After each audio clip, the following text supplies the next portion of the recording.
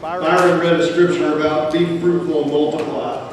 And so we decided at that point to be the spiritual leader of his home. And we appreciate them doing all they can to grow our church. Hey, I do want to take a second. I know it's kind of warm in here, so I'm not going to do a bunch of announcements. Just really quickly, I do want to let you know that on June 9th, we're having what we're just calling that Cast Your Nets type of Sunday. You know, Jesus says, you follow me and I'll make you what? Fishers of men. So we're kind of just going to have this Sunday on June 9th where we say fish. Cast your nets. And so start throwing your nets. Bring people. It's just going to have a big day. We'll have a lunch right after church that morning. And it'll just be a great day. So make sure you're here. Bring somebody with you. It'll be a good day. That day also, guys, for those of you going on the men's retreat, get your registrations due that day. It's $45. But we're also going to have a meeting just really quick right after church, just so we're all on the same page with where we're at and the campgrounds and all that kind of stuff. So that's on June 9th. So also, would be remiss if I just didn't take a moment and wish you a happy Memorial Day weekend, which seems like an oxymoron because it's a tough weekend for a lot of people. But it's a weekend that we can be very thankful for. As we just kind of stop and pause and remember all those who gave their lives so that we can do this. So that we can worship freely, and so that we can have freedoms. And so we just ask that you would keep all of those families in your prayers. And it's become a weekend that's even gone past our servicemen and women. And it's just when you have a Memorial Day weekend, we all think about those that we've lost. And so we just want to recognize those that gave everything on our behalf, and those that are reeling from a loss of some sort. And so let's just pause and pray and thank God for their sacrifices. Father God,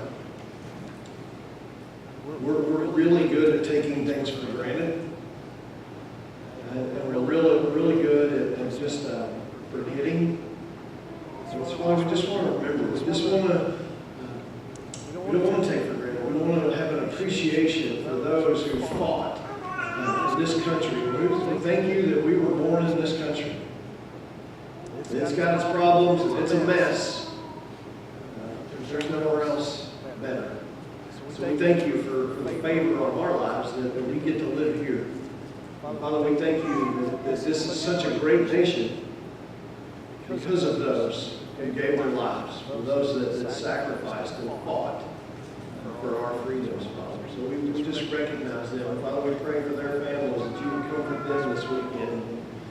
And Father, for all of us that have lost loved ones, and are just kind of, they have our hearts this weekend a little bit more because of the Memorial Day. Father, just pray for comfort for all of those families.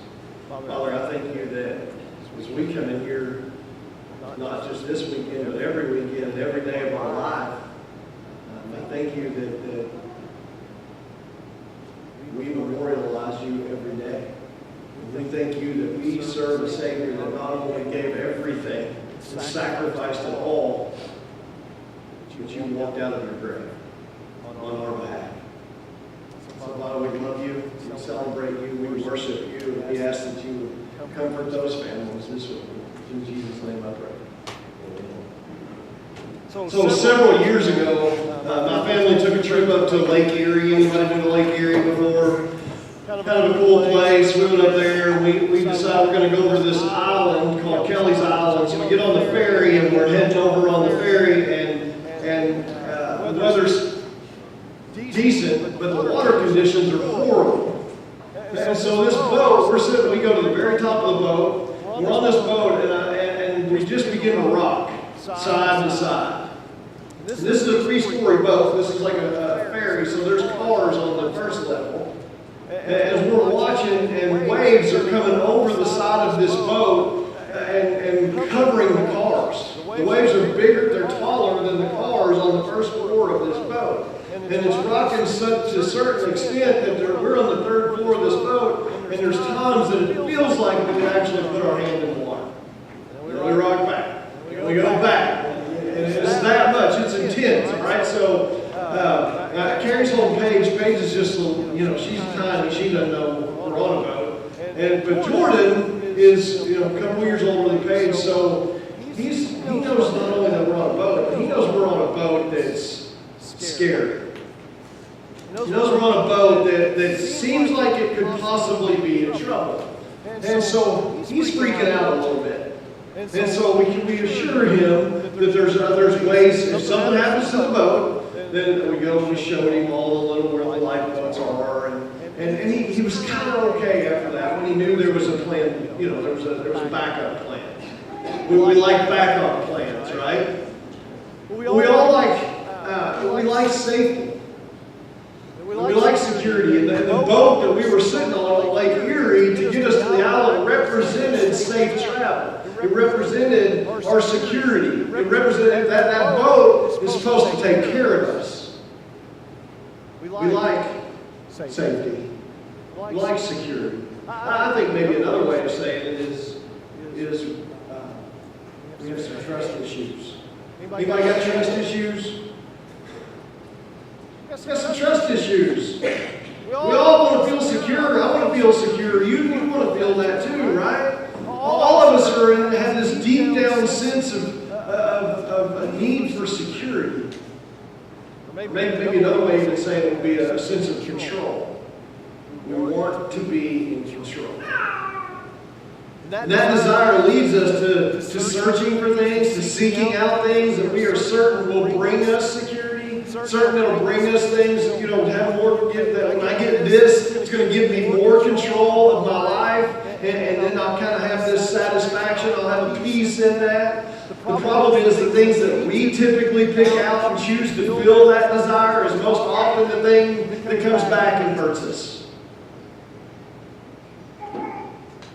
Scriptures that I read earlier, I want to use those verses, and I want to turn them into a metaphor. All right? And hopefully it'll be able to work, and you'll be able to see my point. I get if we play any metaphor out far enough, it kind of breaks down. Just go with it. All right? Give me a little grace this year, and hopefully what God's put on my heart is going to come across. But let me give you a little context in those verses. All right? By the way, read this chapter on your own. If you're looking for an easy chapter to read Acts chapter 27. Easy chapter, full of great stuff, full of teaching points, learning points. It's a great chapter. So in Acts chapter 27, you've got the Apostle Paul. And the Apostle Paul is a minister of the gospel. He wrote most of the New Testament, all right? Paul starts preaching, and guess what they do to him? They arrest him. For doing exactly what I'm doing right now, this morning. They arrest him. They put him in prison. Which is actually better than what they did to some, because they killed some of them just for preaching the gospel. But here's the deal. We're here this morning worshiping, singing, preaching, praying. I mean, listen, I think when Jesus said, I will build my church and the gates of hell will not prevail against it, he wasn't kidding, amen? I mean, here we are 2,000 years later, and we're just one of thousands and thousands of congregations that are gathered right now worshiping. The Church of Jesus Christ Church has not gotten to where it's at, though, just because they changed the style of music. Like, you're not going to point and go, well, that's it. They went from hymns to contemporary, and it changed everything. That's not how the Church of Christ got to be here. It's not because of lighting, and we put in projectors, and it's not because of, Christians got cooler. That's not how it got to where it's at. The Church of Jesus Christ has advanced the same way this country has advanced. Because men and women have sacrificed and have been martyred and they've been persecuted, killed, all because they believed and preached the gospel. I talked to Rudy in here for an hour or so earlier this week and had a great conversation. And Rudy was just kind of telling me about a lot of the people that used to be in this church and a lot of the work that they did, the sacrifices that they made on behalf of for this church. Money that they spent, the time that they put in, bringing their, serving, bringing their skill sets, bringing their time and their talents. And it was really neat for me to hear those stories. And some of the people he talked about are, you know them, and some of them are your relatives. And it was great. I'm thankful for our heritage. I'm thankful for those people that were willing to put in the time so that we can be here this morning. And one of our roles is to do the same for those future generations. I say this all the time, especially to our leadership. One of our main roles here is to leave this place better than we found it. I'm thankful for our heritage. I'm thankful for people that were willing to be killed and persecuted and martyred so that we can hear the gospel. I'm thankful for that. In this passage, we've got Apostle Paul, and he's been arrested, and he's been going from trial to trial, like he has appeals. And the reason that he can appeal is because he is a Roman citizen, so he has that right. And so now he's appealed to the highest court, the highest authority, which is Caesar. But there's a problem. He has to get to Caesar, who is in Rome, so he has to take a boat to get there. He's a prisoner on a boat headed to Rome. He's with 276 other men on this boat, most of which are also prisoners. And Paul, maybe because the Holy Spirit was speaking to him, maybe there was kind of a prompting there from the Holy Spirit, or maybe because it was his experience on the Mediterranean Sea. Paul logged like 3,500 miles on the sea over his life. So Paul understood the conditions of the sea. He could see that. He knew when things were going to turn. You know how some of you know when it's going to rain because your knees tell you? Anybody's back tell them when the weather's going to change? Paul had this. Paul knew. Paul knew. And I'm sure it was also from the Holy Spirit. But he knew. So he says to the guys, listen, this isn't good. The conditions are mounting here, and they're not leading anything good. And so he says it's not good. We should stop. And then verse 10, he says to them, man, I can see that our voyage is going to be, what's the word? Disastrous. And bring great loss to ship and cargo and to our own lives. But they ignored Paul's warnings. Skip down to verse 14. Before very long, a wind of hurricane force called the Northeaster swept down from the island. The ship was caught by the storm and could not head into the wind. You know what happens when we ignore the warnings of God, right? Well, we ignore the warnings of God because we want to be in control. Because we want to have safety and security. And when we do that, when we ignore God's warnings, to use Paul's word, it usually ends up disastrous. We ignore God's warnings, and before we know it, we are swept away by our own decisions. So in their storm, this storm is now taking them wherever it wants to take them. You know that saying, sin will take you further than you ever wanted to go, keep you longer than you ever wanted to stay, and cost you more than you were ever willing to pay. They're about 3 days into this storm. 3 days they've been in this storm. Verse 18 tells us that they begin to just throw stuff overboard. They're throwing their cargo overboard. They now use the ship's ropes to try to hold the ship together. Luke tells us that they took a violent battering. Ever feel like that? By the storm. In verse 20, look what Luke says happened to all of them.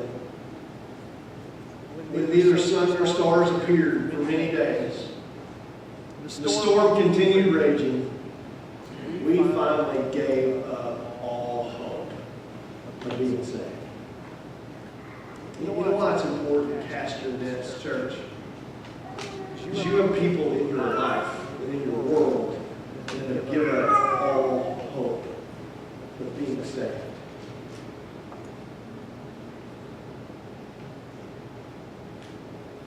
why God said, I'm going to make you fishers of men, because there are people who are hopeless, and they need a message of hope. It's in this moment. They gave up any hope of getting through the storm. No hope to be saved. And it's when that very moment when all hope's lost that Paul stands up. And when Paul stands up, he says, I told you!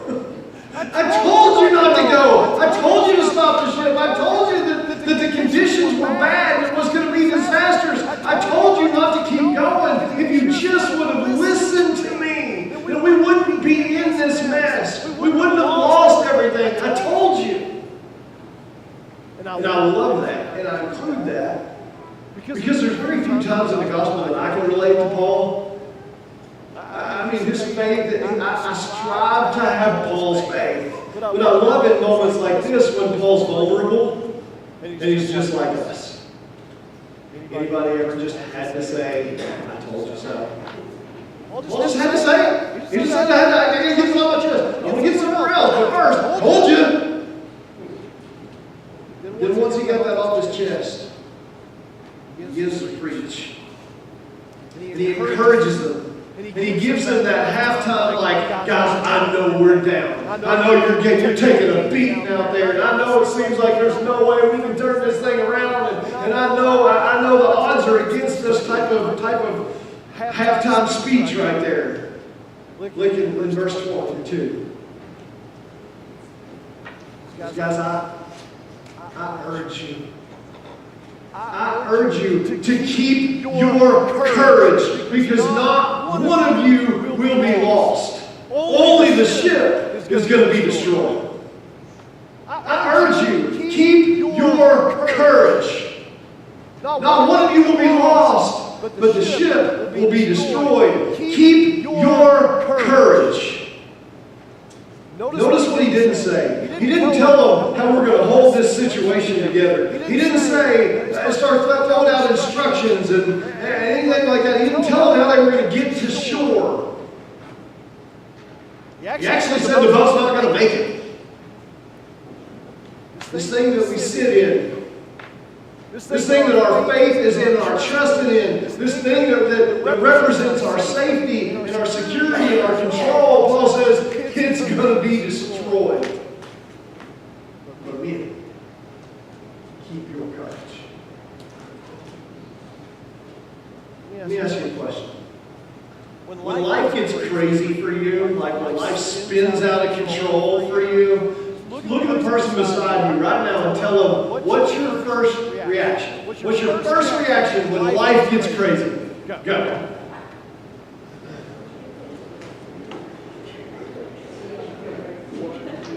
All right, now tell me what your neighbor said. Go crazy. Joey, I'm really not going to say that in church when I do when things get crazy. Anybody? What do you do? Go crazy. That's all we got. Pray. Cry. Somebody say cry.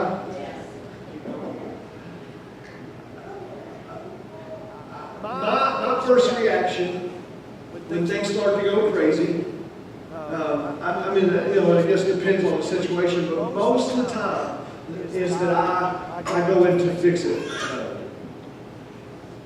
It's time for me to try to start fixing things. In other words, when things go out of control, then I try to regain control of the situation. Anybody else do that? I want to put things back into order. But Paul's message to the guys on this boat was not, men, take control. You got to get control of this. You know why his message to that? It wasn't that because they couldn't. This message wasn't to start handing out orders. He didn't be like, listen, you get these ropes, you all go over there, and you all get that stuff, you all go over there, let's get this ship balanced. Once we get the ship balanced, you all over here, you start steering, and we'll get this thing back on track, and we can just keep on going just like like we intended. Paul didn't say any of that. Paul said, listen, take courage. We're losing this boat. It ain't going to make it. Sorry, I said that.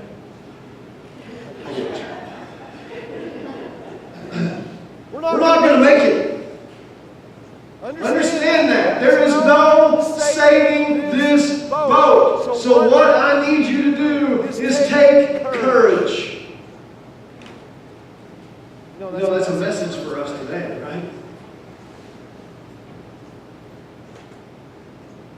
There's no saving this boat. Whatever the boat is, whatever the boat represents anything that's not Jesus. Church, I believe God gave Paul those words to give to those men on that boat. But I think he gave him those words not only to give to the men on that boat, but he gave those words to Paul to give us today. God's message to all of us who are in the midst of a calm or a storm is not to keep control, but to keep courage. In other words, God's saying, you keep courage. I've got control. I'll be what gets you through the storm. You just need courage. Keep courage. Not one of you is going to be lost, but the ship is going down. It's going to be destroyed. That's good news, right? That's good news. Yeah, kinda. It's kind of good news. It's kind of good news. Like, not one of you is going to be lost. Good news. The ship's going to be destroyed. Really bad news. Especially if you can't swim. If you can't swim, then it's like, what? I can't swim. What do you mean the ship's going to be destroyed? I can't swim. And you know what? Even if you could swim, can you swim in hurricane waters? I need the boat. I need safety. I need this thing. I need security. If I lose the boat, then I lose me. I don't know how to move forward without the boat. Men, keep your courage. Remember, he didn't tell them how they're going to hold the boat together and get to shore. He told them the boat's not going to make it. And then he said this thing that we sit in, that our faith is, and represents our safety and our security. It's going to be destroyed, but then keep your courage. Last week we talked about following Jesus.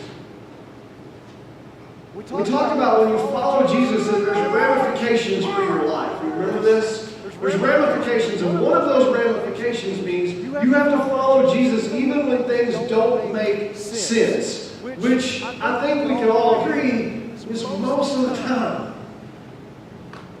Jesus said if you want to find your life, you have to be willing to lose your life. In the 8th chapter of Mark, and again I'm pulling from last week and tie this all together, in Mark chapter 8, Jesus said, if you want to follow me, you have to deny yourself and pick up your cross. See, I think what happens to us is we put more trust in the boat than we do in one who's in control of the boat.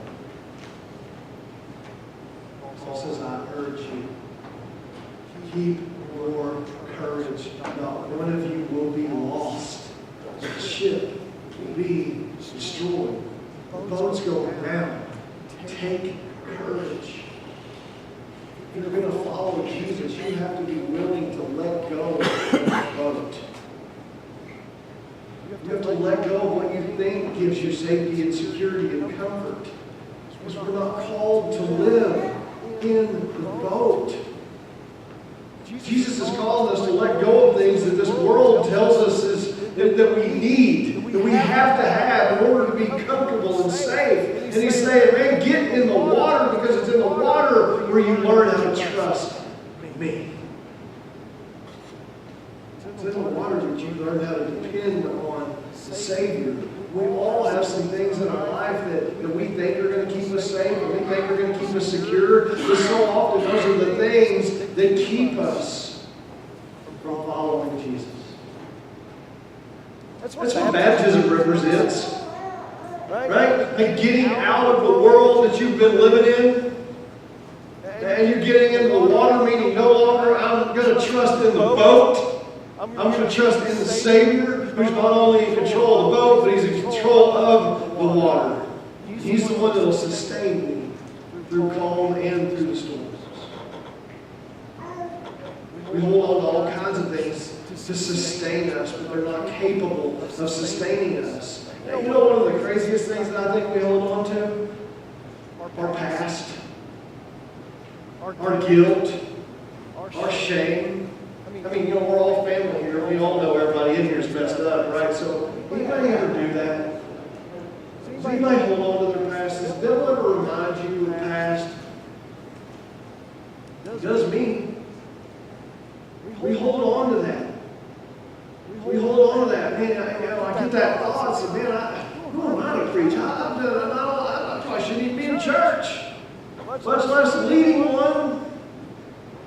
I've done too many bad things, too many bad thoughts.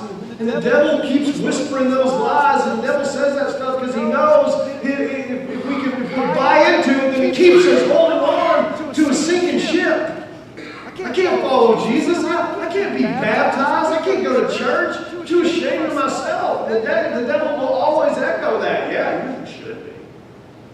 You should be. Why would, are you kidding me? You're going too far. You pushed Jesus aside for so long. Why would He want you back? Yeah, let me just say, He won't. He doesn't want you. Jesus is saying, listen to me. Swim towards me. You let go of that boat. You swim towards me. Because there is therefore now no condemnation for those who are in Christ Jesus. Swim. Keep your courage. Forgiveness and a fresh start is always available to those who are in through Jesus Christ. The question is, will you forgive yourself and allow Jesus to begin a new work in you? You hold on to some shame? Let go. Let go. Jump into the water where you can find new life and life everlasting and become that new creation that God designed you to be. Keep courage. Not one of you will be lost, but the ship will be destroyed. We hold on to some shame sometimes. And anybody ever hold on to something somebody's done to you? Anybody ever hold on to that? Anybody been hurt in here before? Listen, let me give you a reality of this life. People will disappoint you. People will hurt you.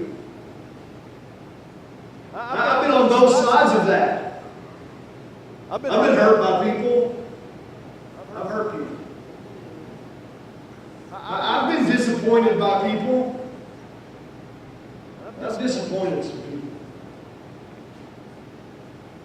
There's a good chance. Just a good chance.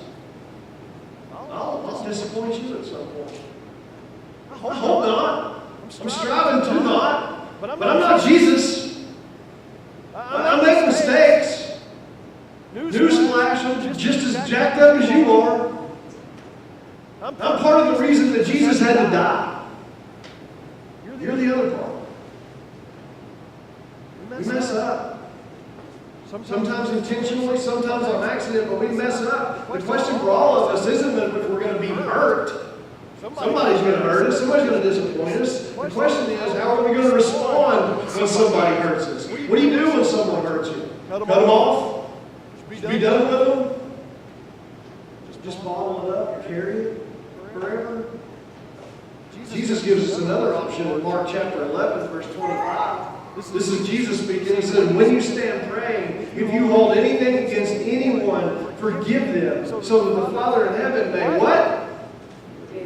Forgive you. In other words, you want forgiveness when you sin against God, right? Anybody want that?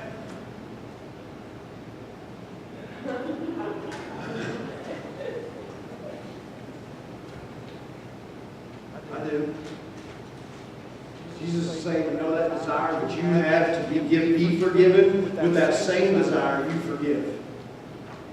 That doesn't mean you have to set yourself up to be hurt over and over and over again. My mom used to always say, being a Christian don't mean you have to be a doormat.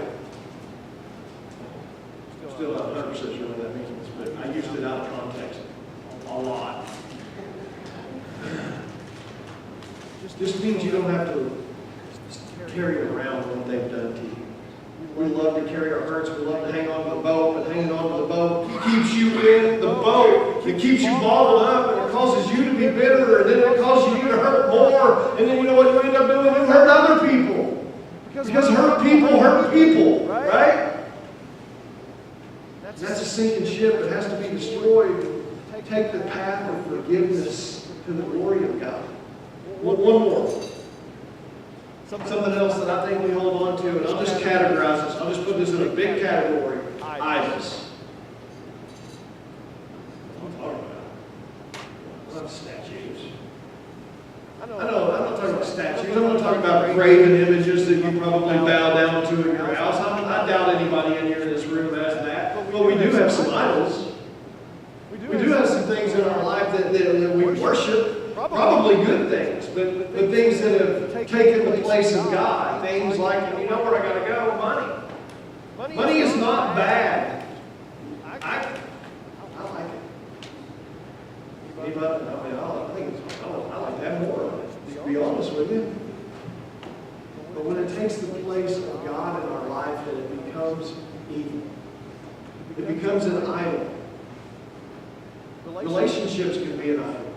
If being in a relationship with an earthly person is more important to you than being in a committed relationship with Jesus Christ, then it's a sinking ship, right?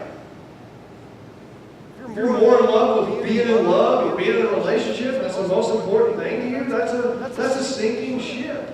As parents, we make our kids idols sometimes. We live through them. We put this pressure on their life to fulfill our lives, and that's not fair to them because they can never live up to that. Listen, I love Jordan and Paige. Every ounce of my being. My love for them has zero boundaries. There's nothing, right? I'm not different than the rest of the parents in here. We all feel that way about our kids, right? There's nothing that we wouldn't do for them. But the day that we elevate them, the creation, above the Creator, is the day that we've made them an idol. Money and relationships and kids are great. They're blessings from God, but they're not God. I say this in here all the time. When good things become ultimate things, then ultimately good things become destructive things. You can have all the money in the world and think you're safe and secure, but what happens when you lose your job? What happens when the stock market drops? What happens when there's a recession and it's all gone? You can take care of yourself, and you can put your hope and your trust and your faith and your health and your diet and working out and staying in shape. All good things that you should do. What happens when cancer hits? What happens when some other bad thing takes your health from you? Your spouse is fantastic. What happens when you lose it? That's just a reality, right? I'm not wishing that. I'm not hoping that. But none of us are getting out of here alive, right? What happens when everything is going good, you're just floating down the river, you hit bad weather, and your boat is destroyed? Is it all over? You're just going to sink, or are you going to realize that, guess what? My faith is not in the boat. I might have lost my boat, but my Savior is alive, and He's well, and He is the one who's carrying me. I died to Christ so that He may resurrect. I died to myself so that He could resurrect in me. We all worship something. We all bow down to something. For those of you that know me, praise me, you guys come on. For those of you that know me, you know that my family loves going to UK football games. Yes, UK has a football team. Hush. We love going. When we get there, we act crazy, we cheer, we throw our hands up, and we high five, and we have a blast.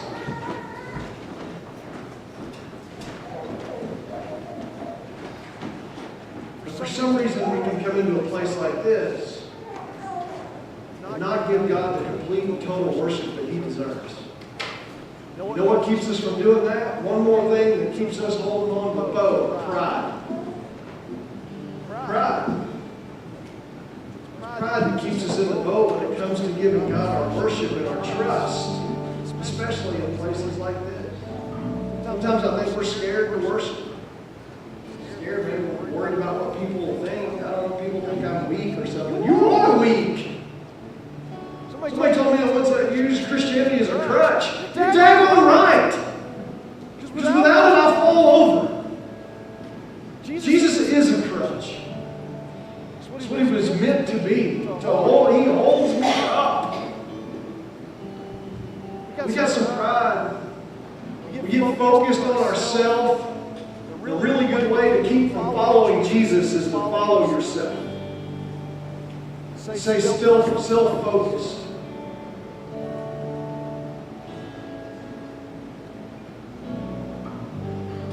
Lord, this should be a place of worship, a place where we unashamedly throw our pride out the windows and give God the worship that He is due. We don't need good stuff in our lives. We need God. I'm thankful that my bills are paid. I'm thankful for my wife. I'm thankful for my kids. But man, they are small gods compared to God. My bank account can't sustain me. Seriously.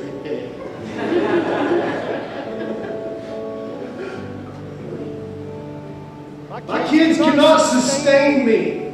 My wife, as amazing as she is, she cannot sustain me. My health is pretty good right now, but you know what? It is a sinking ship, and I certainly can't sustain me. Church, keep your courage.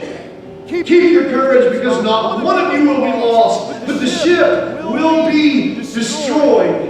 We've got some idols in our life. We've got some hurts and some pride and some shame, and we've got some things that we're trusting in to take care of us. But if that is anything other than God, church, it's not capable of taking care of you.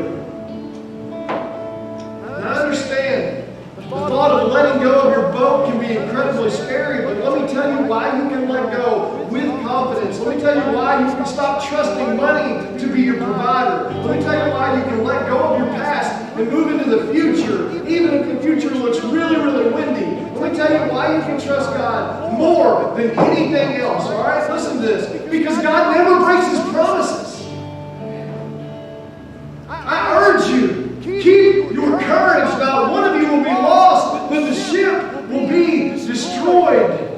Listen to how this goes on in verse 23. Last night, an angel of the God to whom I belong and whom I serve stood beside me. This is Paul speaking, and said, "Do not be afraid, Paul. You must stand trial before Caesar. And God is graciously giving you the lives of all who sail with you. So keep up your courage, men, for I have faith that it will happen just as He told me." Just as who told him?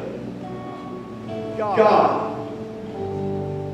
For I have faith that in God, that it will happen just as He told me. I believe Him. Church, do you believe that God is in control?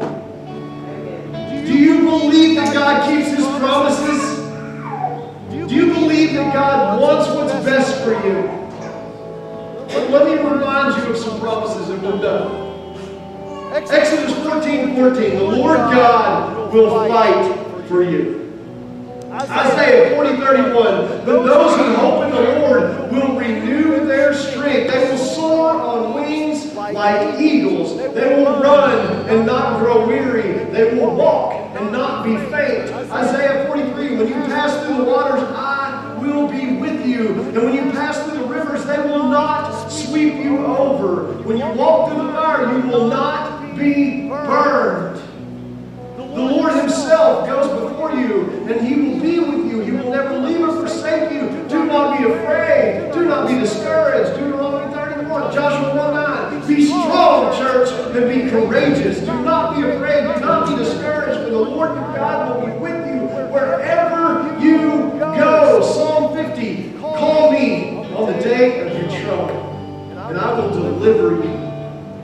you will honor me. Romans 8, that we know in all things God works together for the good of those who are in Christ Jesus, for those who are called according to his purpose. One more, Psalm 23, even though I walk through the valley of the shadow of death, I will fear no evil, for God is with me.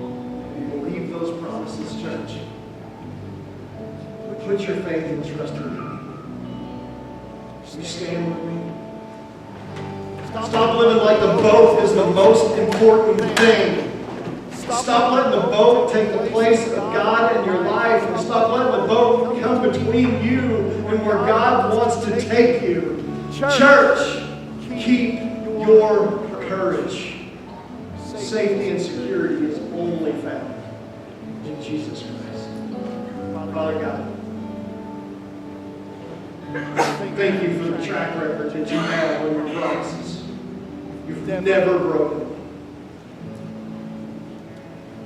one. Never broken one. You're actually incapable of breaking a promise. So, Father, whatever it is that we're holding on to this morning, that we're placing our trust and faith in, Father, it may be a good thing, it may be a terrible thing, but whatever it is, Father, it can't take your place any longer. So right now, Father, give us courage to make whatever decision that you're leading us to. In Jesus' name I pray.